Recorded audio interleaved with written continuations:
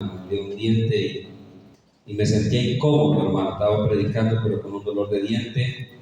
Y mira, hermano, que un diente o una muela nunca se va, hermano, a tener, hermano, que ya hay uno para que se lo saquen allá donde un odontólogo, a menos de que ya el daño del diente esté bien avanzado. Hoy en día, hermano, uno va donde un odontólogo y si tiene un diente con una caries, se lo arreglan el diente. En el tiempo de antes, hermano, no había esa facilidad. En el tiempo de antes, hermano, eso no existía por estos lugares. Hoy en día cualquiera que se le dañe un diente va, paga y se lo arregla. Pero un diente, hermano, es una ilustración, ¿verdad? Un diente no se pudre y no se daña de un día para otro. Un diente, para que se dañe, es un proceso gradual, hermano. Un diente primero le aparece placa, después caries, y empieza, hermano, la mancha a hacerse más oscura, luego se hace negra, y llega un momento, hermano, en que el diente se le empieza ya a dañar, y ahí es cuando empiezan los dolores de diente, que uno le llama dolor de muela. Y llega un momento, hermano, cuando ya se avanza tanto, hermano, el daño en el diente, que lo único que a uno le dicen es hay que sacar el diente, no hay nada que hacer. Cuando a usted ya le sacan un diente, hermano, ahí sí ya no hay nada que hacer, ese diente ya no vuelve a salir. A uno le salen los dientes hasta que el niño, ya después ya no le salen más los dientes. En lo espiritual, hermano, es parecido. ¿Cómo decir? Nadie, hermanos, nadie se va a apartar o se va a alejar de Dios de un día para otro. Cuando usted mira que algo sucede, eso ya es, hermano, el resumen, ese ya es el resultado, ese es el sumo de un proceso largo que ya venía hace tiempo. Como decir, nadie, hermano, que de un día a otro usted ve a una persona, no, yo ya me desanimé, yo ya no quiero seguir adelante, mejor me voy a estar como estoy. No, esa persona ya cuando manifiesta eso, es porque había ya el enemigo trabajado en esa persona y ya como le trabajó, ya al final se manifestó lo que estaba dentro. Yo sé que ustedes me entienden. Y en Proverbios 16:18 dice la palabra de Dios: antes del quebrantamiento es la soberbia. Hermano, mire que la Biblia dice que antes de que llegue un quebrantamiento, ¿qué es un quebrantamiento, hermano? Quebrantamiento es esto. Quebrantamiento es como coger, hermano, un plato, hermano, de esos que son, hermano, les dicen platos, hermano, que son de porcelana. Cogerlo y tirarlo. Cuando se lo quiebra y se parte en un poco de pedazos, eso es quebrantamiento, para que usted me entienda. Quebrantar es romper algo en muchos pedazos. Y mira, hermano, que la Biblia dice que antes de que alguien sea quebrantado por Dios, lo primero es que la persona se va a volver, según lo que dice la palabra, es soberbia. Y también dice que antes de que una persona, Dios, hermano, la exalte, antes de que Dios a una persona la ponga en alto, también es primero la humillación. Mire, hermano, que dice antes del quebrantamiento la soberbia, oiga, y antes de la caída del altivez de espíritu, mejor es humillar el espíritu con los humildes. Mire, hermano, que para uno, el ejemplo que les voy a dar es el primero, en el descenso. Cuando empieza a caer una persona, la soberbia se manifiesta en 7 pasos. Primer paso, anótelo, haga favor, Caterina. se llama la autoeficiencia. ¿De aquí o de allá? Esa es para abajo, ahí. Porque va descendiendo. Empieza a caer. Autoeficiencia. Autoeficiencia. ¿Ah? Autoeficiencia. ¿Qué dice la autoeficiencia? Es esto, mi hermano. La autoeficiencia, confianza en la propia fuerza. ¿Qué quiere decir? Vea? La persona deja de orar y de depender de Dios porque siente que todo lo tiene bajo control, con su propia capacidad, talento o experiencia. El ejemplo, hermano, es que cuando una persona empieza a caer, lo primero que se manifiesta es que la persona se hace, hermano, autoeficiencia. Quiere decir que la persona dice: yo no necesito tanto, dice la persona, yo no necesito tanto orar, yo no necesito tanto ir al culto, yo no necesito tanto leer la Biblia. Como decir, la persona, hermano, empieza a empezar, hermano, a depender de su propia fuerza. La persona empieza, ¿qué? A depender de su propia fuerza. Y cuando la persona empieza a depender, hermano, de su propia fuerza, en el ejemplo que les estoy dando, cuando la persona empieza a depender de su propia fuerza, la persona se hace autónoma. Mira, hermano, que es bueno creer en uno mismo, pero no debe uno confiar que es la fuerza, no debe confiar uno que es, hermano, uno el que se sostiene. Porque mire, hermano, que hay personas que usted, por ejemplo, las mira que dicen: yo ya estoy firme, yo ya estoy bien fundamentado, yo ya estoy bien en los caminos de Dios parado. Cuando uno, hermano, se empieza, hermano, a confiar en uno mismo, cuando uno se empieza a confiar en su propia fuerza, es que empieza la caída, hermano. Como decir, la caída no empieza, hermano, de una manera, hermano, que sea de pronto muy escandalosa, sino que cuando alguien empieza a caer, por ejemplo, la persona dice: yo no necesito ir a la iglesia tan de seguido, dice la persona. La persona dice: yo no necesito tanto leer la Biblia, yo ya me la sé. Yo ya no necesito tanto orar, yo ya no necesito tanto pedir que me aconseje. La persona empieza, hermano, a confiarse en su propia fuerza. Se empieza a confiar en sí misma la persona. Ese es el primer paso, hermano, para ir cayendo, hermano. El primer paso para ir cayendo en la soberbia es ese: que la persona se cree, hermano, que es fuerte por su propia fuerza, que es sabio por su propia sabiduría. Eso fue lo que le pasó, hermano, al rey Salomón.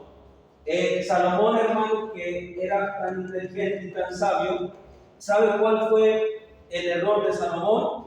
El error de Salomón fue que él se confió en sí mismo tanto que él dijo: yo lo sé todo, yo lo entiendo todo. Él decía: no hay misterio que yo no entienda, no hay cosa que yo no sepa, no hay misterio que yo no lo pueda descubrir. Él se sabía, hermano, todo, se sabía todo, hermano, misterio, se sabía toda ciencia, se sabía todo lo que el hombre, hermano, quería entender, y no lo entendía, él entendía todo, hermano, lo entendía todo, tenía una mente, hermano, que lo podía entender lo espiritual, podía entender cómo gobernar una nación, entendía, hermano, cómo funcionaba la naturaleza, entendía cómo funcionaban las estrellas.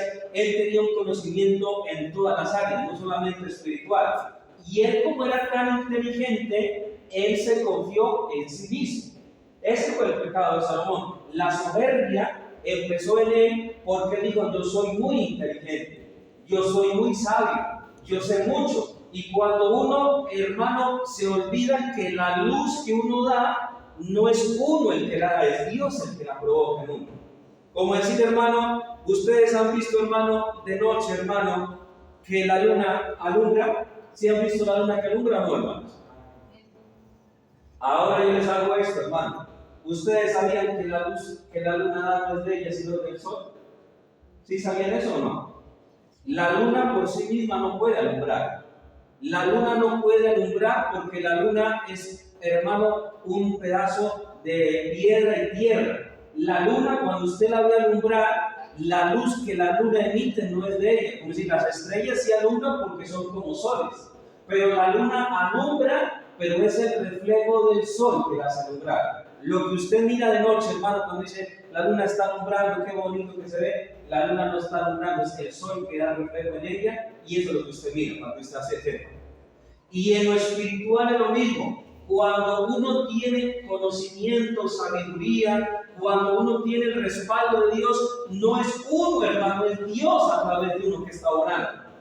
Es Dios el que está a través de uno fluyendo, es Dios el que está a través de uno glorificándose. Pero cuando uno empieza, hermano, a fiarse en su propia fuerza, cuando uno empieza a confiarse y uno dice, yo estoy, hermano, donde estoy por mis méritos, por mi esfuerzo. Ese es el primer paso de la altivez. La persona, hermano, entra en lo que se llama la autoeficiencia, confianza en la propia fuerza. Y repito, la persona deja de orar y depender de Dios porque siente que todo lo tiene bajo control con su propia capacidad, talento o experiencia. Hermano, yo he visto documentales donde salen los que ayudan a la gente drogadicta, salen así a buscar gente que quiera ayudar para fundaciones, para desintoxicarlos, y los viciositos todos dicen esto: yo lo tengo todo bajo control. Usted no ha escuchado a los viciosos cuando hablan: yo no necesito ir a una fundación, yo no necesito rehabilitarme, yo lo tengo todo bajo control. Ellos dicen: vea, yo fumo cuando quiero fumar y cuando no quiero no lo hago. Dicen: todo lo tengo bajo control, dicen ellos. Pero eso es mentiras. Ellos dicen así, pero la realidad es que el vicio es el que los controla a ellos. Pero el decir de ellos es que todo lo tienen bajo control. Yo he hablado con viciosos y ellos dicen que todo lo tienen bajo control. Ellos dicen: no, yo controlo el vicio no me controla a mí. Eso es mentiras, hermano, eso es pura mentira, porque el que los controla es el vicio a ellos. Y en lo espiritual sucede lo mismo. La persona dice: no, yo todo lo tengo bajo control. Puede estar pasando algo mal, todo lo tengo bajo control. Puede estar algo mal, todo lo tengo bajo control. Yo estoy pendiente. No, hermano. Eso es algo que si usted lo deja entrar en su corazón, usted se va a empezar a llenar de soberbia y va a empezar a descender. Segundo, hermano, escalón de la soberbia. Colóqueme ahí: resistencia a la corrección. Resistencia a la corrección. Al frentecito, si no cabe, lo puede poner. Hermano, lo primero que vimos es que la persona dice, cuando empieza a caer, la persona dice, ¿qué era que decía la persona? Todo lo tengo bajo control. La persona con su propia capacidad, talento o experiencia dice: yo todo lo tengo bajo control. Lo segundo, resistencia a la corrección. ¿Qué significa eso? El corazón se vuelve impaciente e incapaz de recibir consejos o reprensiones. Se responde a la defensiva con enojo cuando alguien señala su error. Aquí empieza la soberbia a enraizarse más en la persona ya. La persona, cuando sigue cayendo en la soberbia, lo segundo es que resiste a la corrección. Una persona cuando empieza a caer en soberbia, la persona cuando alguien va de parte de Dios y trata de darle un consejo, la persona está a la defensiva. La persona dice: es que allá todos son hipócritas. Es que miren, allá todos tienen cosas feas, tienen cosas malas. Es decir, la persona, cuando empieza a caer en soberbia, la persona se pone a la defensiva. Quiere decir que la persona inmediatamente alguien lo quiere aconsejar o alguien le quiere dar un consejo de parte de Dios, la persona está esperando que le digan algo para decir un poco de cosas que ahí dentro del corazón tiene guardadas. Entonces la persona resiste, como decir, a la corrección. La persona ya no se deja corregir, sino que la persona, hermano, cuando lo quieren corregir, la persona dice, se enoja cuando alguien señala su error. Eso es delicado, hermano, ya. Es decir, cuando alguien le señala el error, la persona se va a enojar. Eso es señal de que la soberbia empezó a tomar más el control en la persona. Cuando se le señala el error, vea, yo les voy a enseñar eso, hermano, vea. La inmadurez, no van a pensar ustedes que radica en la edad de la persona. Puede haber una persona que tenga 50, 60, 70 años y puede ser inmaduro. Y puede haber una persona que tenga 20, 30, 40 años o hasta menos y puede ser maduro. La madurez de una persona no radica en cuántos años tenga la persona. Yo he tenido la experiencia de aconsejar personas en diferentes lugares donde he estado y he conocido personas, hasta diáconos, líderes, que los he aconsejado y se han enojado. Entonces significa que no han sido maduros, porque yo he conocido personas viejas, adultas, y se han enojado. Y he conocido personas nuevas en el Evangelio que se las ha aconsejado y han aceptado con humildad el consejo. Como decir, la madurez no radica en uno tener canas en la cabeza, hermano. La madurez no radica en uno ser adulto. La madurez no radica en eso. Radica en cómo usted recibe las correcciones que Dios le da. Entonces, cuando una persona empieza a caer en soberbia, se vuelve la persona, hermano, resiste a la corrección y siempre, hermano, la persona va a estar a la defensiva. Entonces usted ya se va a dar cuenta, si conoce a alguien así, o usted está en ello, es que la soberbia está tomando el control de su vida. Tercer paso, la soberbia luego se manifiesta como menosprecio por los demás. Aquí la soberbia ya empieza a descender más y ya sigue menosprecio por los demás. La persona empieza a mirar a los demás por encima del hombro, juzgando, criticando, desvalorizando el papel de sus hermanos o líderes. La soberbia, cuando sigue manifestándose en una persona, aquí ya, hermano, la soberbia se ha profundizado más. ¿Por qué? Porque la soberbia causa que la persona menosprecie a los demás. ¿Qué quiere decir menosprecio? A mí que me va a estar aconsejando ese pastor, a mí que me va a estar aconsejando ese diácono, a mí que me va a estar aconsejando esa hermana, a mí que me va a estar aconsejando ese hermano. Yo no necesito consejos de nadie. A mí, ¿quién me va a venir aquí a decir lo que yo tengo que hacer? Ese es el espíritu de la soberbia, hermano. Empieza a menospreciar a los demás. Y cuando alguien lo quiere aconsejar, lo juzga y le dice, ¿y usted qué me viene a decir si usted es peor que yo? ¿Y usted qué me viene a decir si usted es esto? Como decir, la persona, cuando la quieren ayudar, empieza a juzgar a la otra persona sin saber lo que dice. Juzga a la otra persona y habla de pronto de algún error que la persona tuvo en el pasado y lo trae al presente. Y empieza a decir, es que usted hizo esto, pero no se da cuenta que tal vez falló ese líder, tal vez se equivocó, pero Dios lo restauró para que dé testimonio para otros que no lo hagan. Pero la persona cuando cae en la soberbia que leemos, la persona menosprecia a los líderes. Como decir, alguien cuando empieza a caer en soberbia, empieza a menospreciar a los hermanos de la iglesia, a sus líderes, y se caracteriza porque empieza a criticar y desvalorizar a los demás. Eso es tremendo, hermano, la soberbia, cómo actúa. Ahora sigue el punto número 4. ¿Cómo sigue la soberbia actuando? Luego se manifiesta con sordera espiritual y ceguera. En esto ya la soberbia cogió más fuerza ahora. Ahora sigue lo que se llama sordera espiritual y ceguera. Es decir, la soberbia va llevando a la persona más al abismo cada vez. Lo va llevando cada vez más, hermano, a la perdición. ¿Qué quiere decir? Manifestación, vean. Ya no percibe las advertencias del Espíritu Santo ni las señales de peligro en la conducta personal. Cuando llega ya la sordera y la ceguera espiritual, la persona ya no solamente no oye a la persona que lo aconseja, sino que ya no oye al Espíritu de Dios. Y cuando uno deja de oír a Dios, ahí sí ya es grave, hermano. Cuando uno deja de oír a Dios ya es grave, porque quiere decir que le llegó sordera y ceguera espiritual.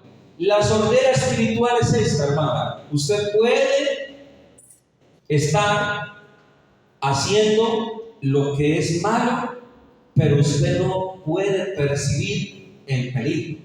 Usted no puede percibir las consecuencias. Se vuelve ciego, hermano, al punto en que usted, como dice el dicho, no hay peor ciego que el que no quiere ver. Hermano, hay gente que se le mete una ceguera, hermano, una ceguera tan terrible que usted le puede mostrar por la Biblia, le puede mostrar por una forma, por otra, pero dice, no, yo no creo, yo no acepto, yo no recibo eso, porque tienen ceguera y sordera espiritual. Y la sordera no deja oír, hermano. Un sordo que va a oír, un ciego que va a ver. El sordo, todo lo que usted oye no lo percibe con los tímpanos. Usted oye porque tiene los tímpanos buenos, pero si usted tuviera los tímpanos dañados, ¿qué me va a oír, hermano? Viera un poco de señas que yo acá nomás. O igualmente, si usted fuera ciego, usted oyera tal vez. Pero, hermano, existe ceguera espiritual y sordera espiritual, para que lo tenga claro. Número 5, hermano.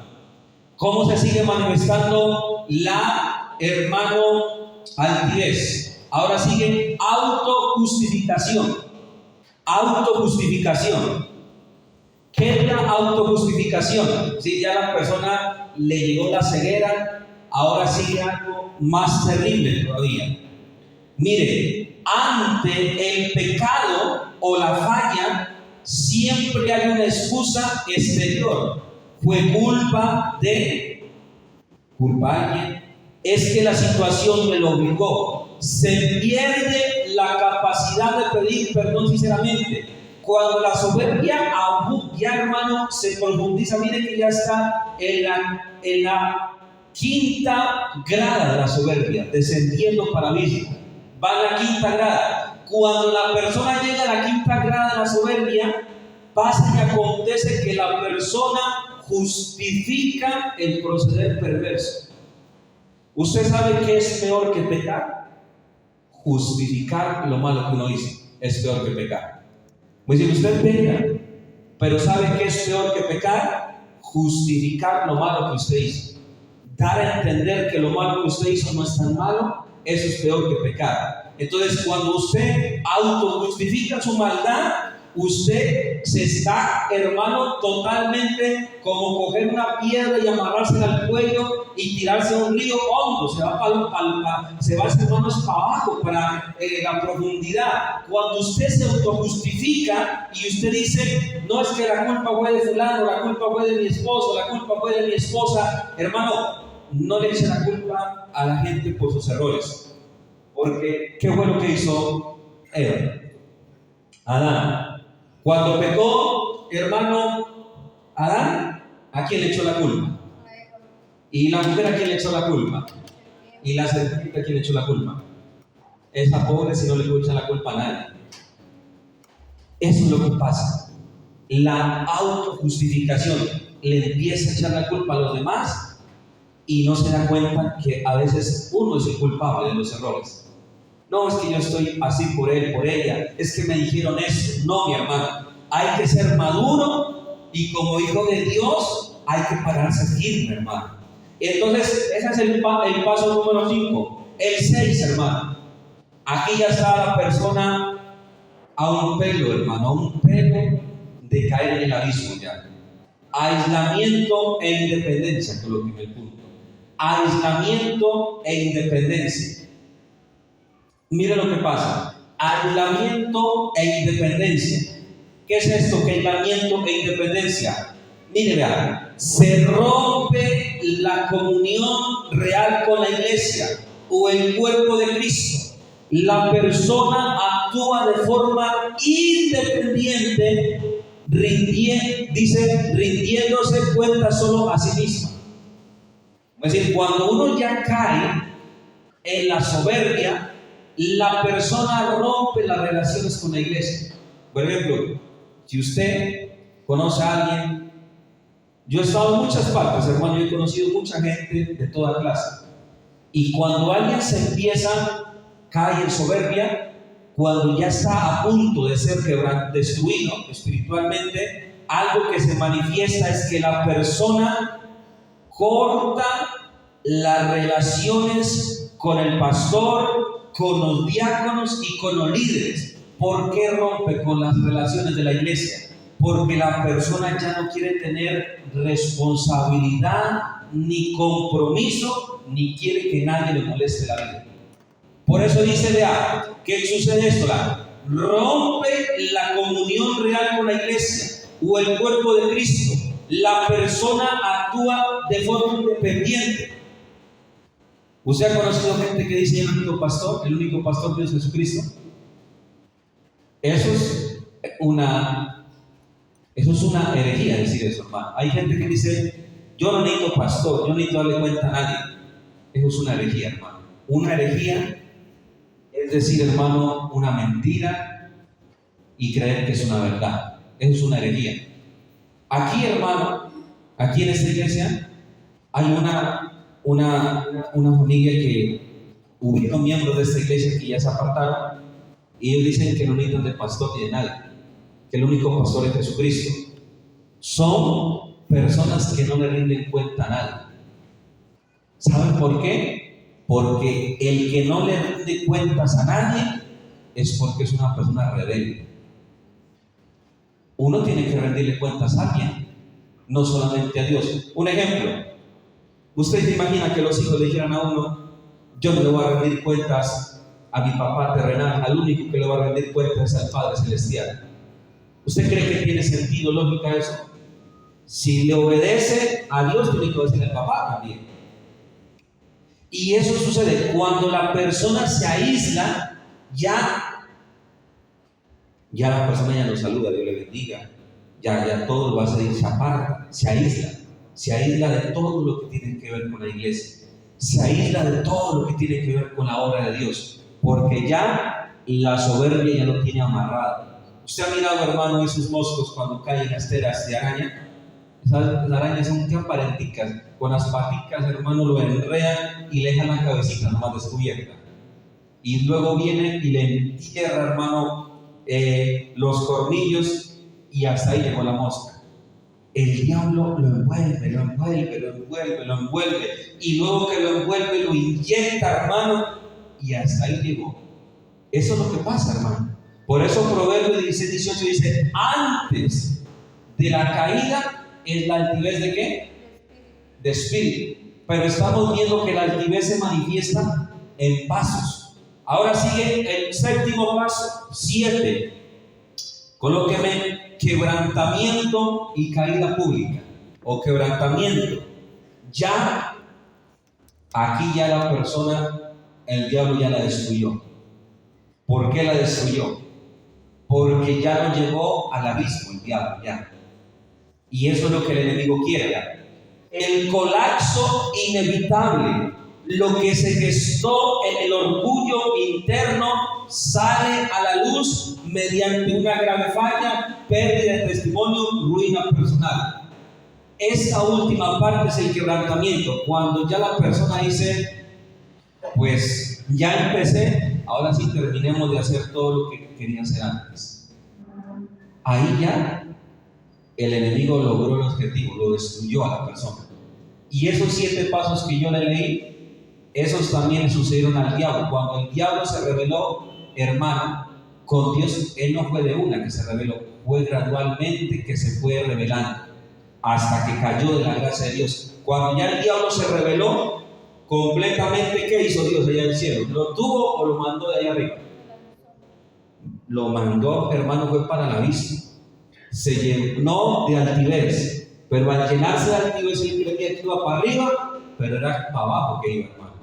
Él pensó que iba a subir, dijo, subiré al monte de Dios. ¿Pero qué? Él no subió, fue bajando, hermano, al abismo fue que Dios lo mandó.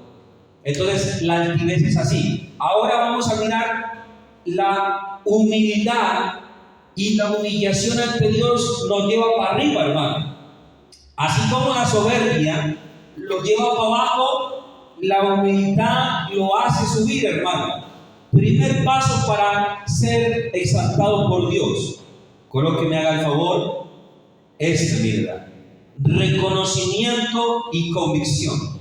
Ese es el primer paso. Reconocimiento y convicción. Para uno ser restaurado, lo primero es el reconocimiento y la convicción. Mire, ¿qué quiere decir? La persona deja de justificarse.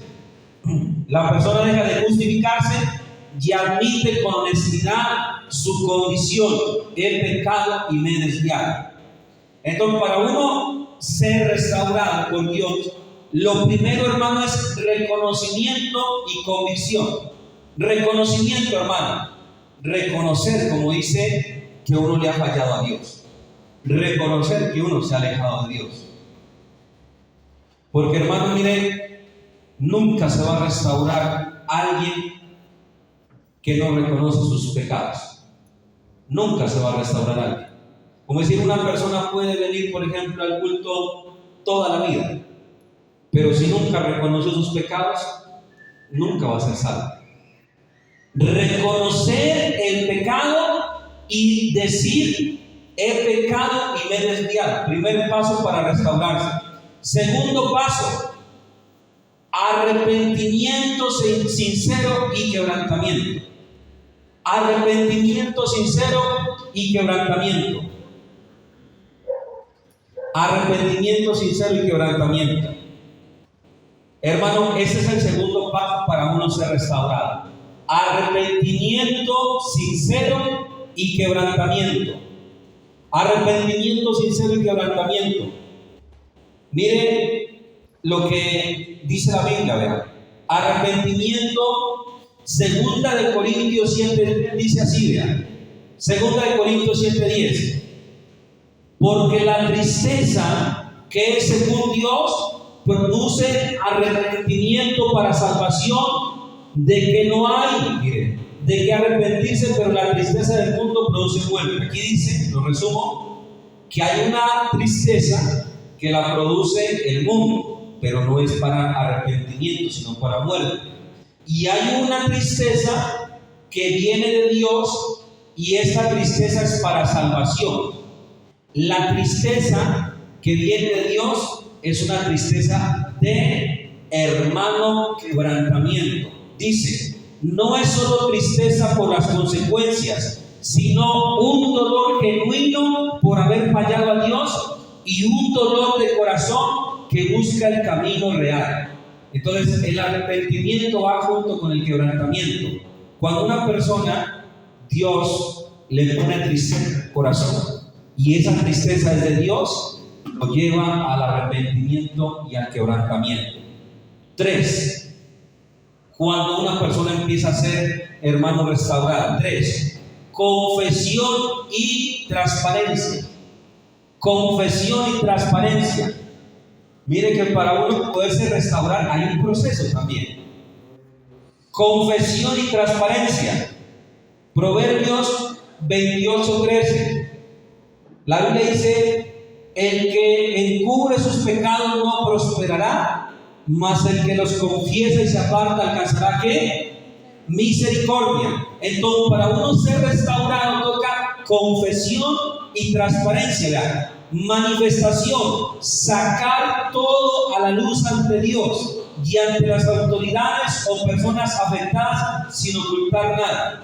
Para uno ser restaurado, hay que confesarle a Dios todo el pecado y hay que hacerlo con transparencia, hermano. Ir ante Dios con transparencia. Decirle al Señor con sinceridad que lo que hizo uno está mal y reconocerlo y confesarlo. 4. Sumisión a la disciplina y al consejo. Sumisión a la disciplina y al consejo. Ese es el 4º escalón para ser restaurado. Vean. Sumisión a la disciplina y al consejo. Sumisión a la disciplina y al consejo. Vean. Disposición total a dejar atrás sus opiniones, recibir instrucción, someterse a un proceso de restauración y escuchar a sus guías espirituales. Para uno ser restaurado, uno tiene, hermano, que ser sumiso, hermano. Sumiso quiere decir que hay que dejarse por los líderes, hay que dejarse instruir, hermano. Hay que dejarse instruir por los líderes. No hay que ponerse un hermano, es que yo no quiero que me diga nada. No. Si usted dice así, se vuelve para allá, para la escalera de la muerte. Pero si usted dice, yo estoy dispuesto a dejarme aconsejar, yo estoy dispuesto a dejar mis opiniones a un lado y estoy dispuesto a recibir instrucciones para que ustedes me ayuden, usted es sumiso. Y disciplina. Disciplina quiere decir que si a usted le dicen algo, usted no lo tome por el lado malo, sino que lo reciba, porque es para mejorar, hermano. Punto número 5 para restaurarse: restitución y reparación de daños. Restitución y reparación de daños. Restitución, hágalo adelante si quiere para que le quepa más. Restitución y reparación de daños. ¿Qué dice la restitución? Busca activamente pedir perdón a quienes se perjudicó y corregir lo que se hizo, lo que se afectó. Por ejemplo, cuando Jesús visitó a Zaqueo, el Señor llegó a la casa de él y le dio, hermanos, la visita y él se arrepintió. Pero él dijo, si alguno es robado, se lo devolveré 4 veces más. Él, cuando uno se arrepiente, restituye. Si uno ofendió a alguien, si uno le hizo daño a alguien, si uno habló mal de alguien, el arrepentimiento me lleva a que vayan de esa persona y me ponga paz con esa persona. El arrepentimiento me lleva, si yo difamé, calumnié, si yo hablé mal de alguien, si yo fui desobediente a la palabra y afecté con mi ira, con mi enojo a alguien, el arrepentimiento me lleva a la restitución, que es irle a pedir perdón también a esa persona que le hice daño y la ofendí. Por eso el arrepentimiento, hermano, no es venir aquí nomás al altar. Es un proceso, hermano, que lleva a que la persona vuelva a estar firme. Punto número 6. Dependencia total y oración continua. Dependencia total y oración continua. Reconocer que en la carne no hay nada bueno y que se necesita la gracia diaria de Dios para no volver a tropezar. Para uno poderse restaurar, hay que depender de Dios, hermano. Si usted sigue dependiendo, como hace un rato, de su propia fuerza, vuelve para abajo otra vez. Pero si usted depende de Dios totalmente, usted se va a mantener firme, hermano.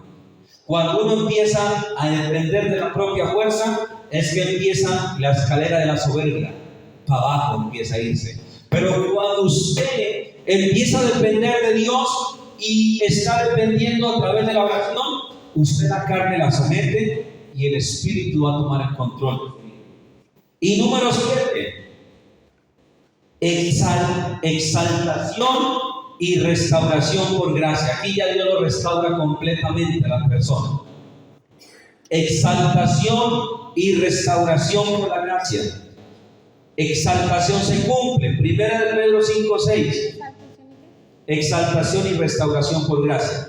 Y aquí se cumple lo que dice 1 Pedro 5:6. Humillaos pues bajo la mano poderosa de Dios, para que los exalte cuando fuere tiempo. Cuando una persona toma, hermano, estos pasos, se cumple este versículo. Al final Dios lo exalta y lo restaura. Entonces, mis hermanos, de nosotros depende cuál de las dos escaleras queremos tomar. La que va para el abismo o la que va para arriba. La Biblia dice: el camino del entendido es hacia arriba para salvarse del Seol, que es hacia abajo. De usted depende cuál de las dos quiere tomar. La que empieza con autosuficiencia. Usted dice: no, yo soy autónomo, yo no necesito de los demás. Cuando usted tenga esas actitudes que le muestro ahí, téngalo por seguro que va para abajo, hermano. Pero cuando usted tenga las actitudes que le muestro acá, téngalo por seguro que usted va para arriba y no va a ser quebrantado ni humillado, sino exaltado por el Señor. Entonces, mis hermanos, esa enseñanza guárdela en su corazón. Y cuando usted mire a una persona, hermano, y la pueda aconsejar, acuérdense de esta enseñanza. Hay unos pasos que me van a llevar a terminar de destruir, pero hay unos pasos que me van a llevar a ser restaurado. Y ya se dio cuenta, hermano, que, como les dije hace un rato, no es de la noche a la mañana que algo se destruye. Es un proceso que al final lleva a la destrucción. Y para también ser restaurado, no se restaura a nadie de la noche a la mañana. Es un proceso también para restaurarse. Póngase de pie. Y vamos en esta mañana a entonar un cántico a Dios. Venimos ante ti, Señor, con corazones